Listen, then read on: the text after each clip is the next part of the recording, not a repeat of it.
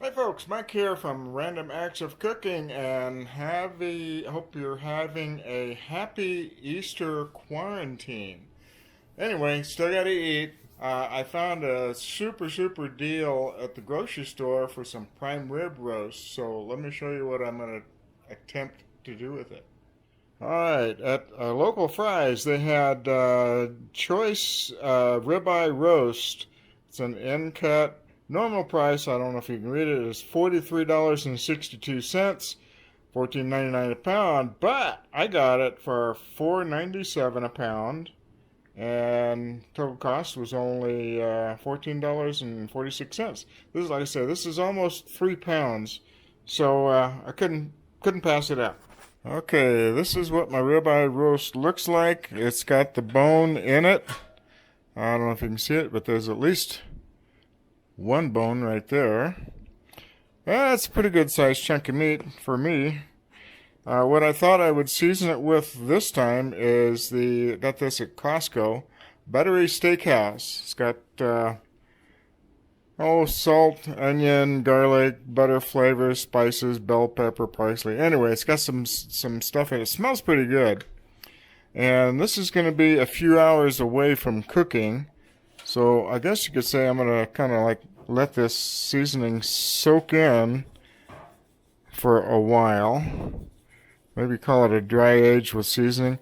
This is a pretty good sized piece of meat, and it's going to be smoked, and then it's going to be seared, so we can really pack on the seasoning for this since it is such a large piece of meat. And you know what I forgot to do? I was going to oil it up. So the seasoning would stick, but I forgot. So we'll just go with this.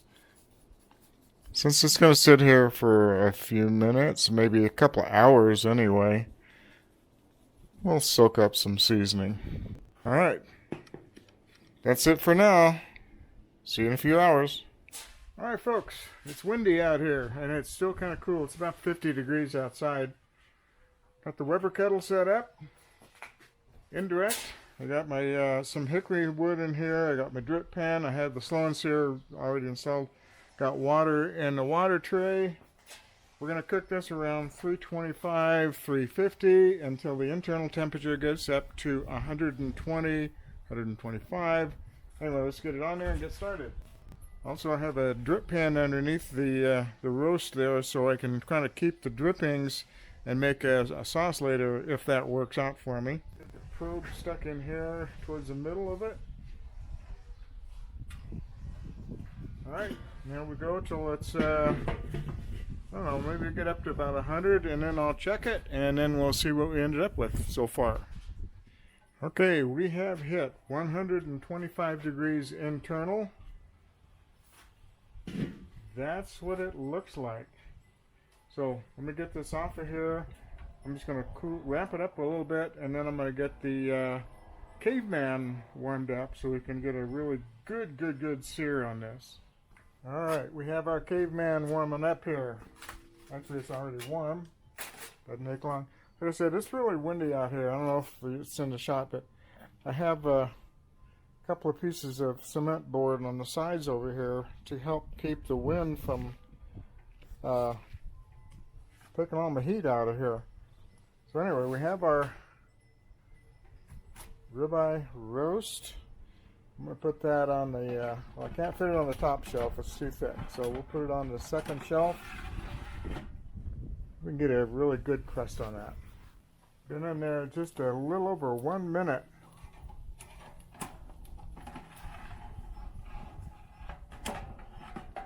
You can start to see it sizzle. I'm going to turn it end to end and put it back in.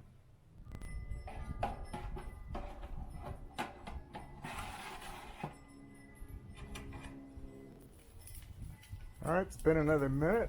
Let's get this flipped over and do the other side.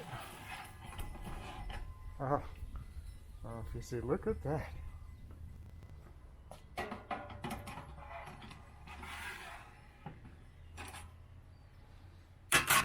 Alright, been another minute or so.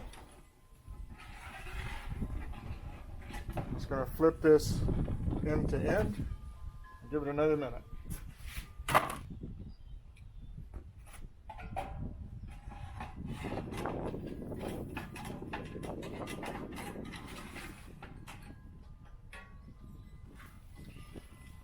Okay, one more minute on the last side of the last flip.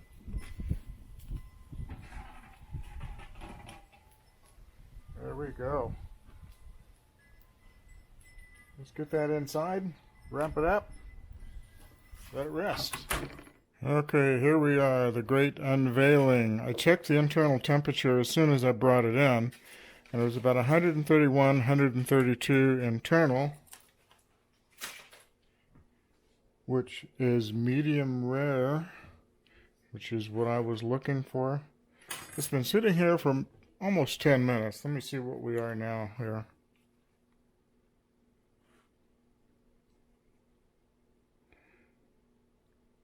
About 134 in that spot. That's good enough.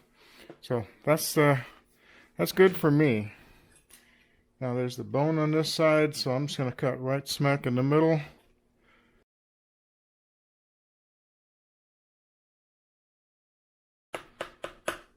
This smells really good. I can smell the herbs from the seasoning that we put on it. I got a good smoke aroma. There we go. Beautiful. Alright, let's cut a little chunk out of here and take a taste. My knife isn't the sharpest knife in the drawer. It actually cuts pretty easy considering my knife isn't that sharp. Alright, take a taste. Definite thumbs up.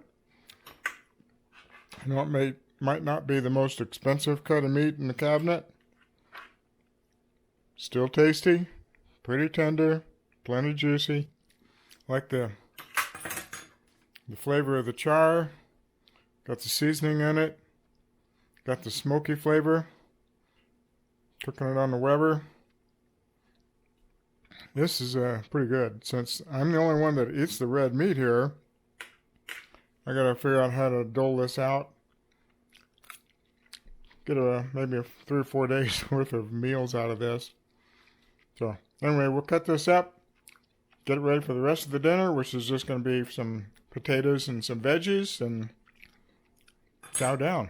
All right, happy Easter, folks. Catch you next time. Bye.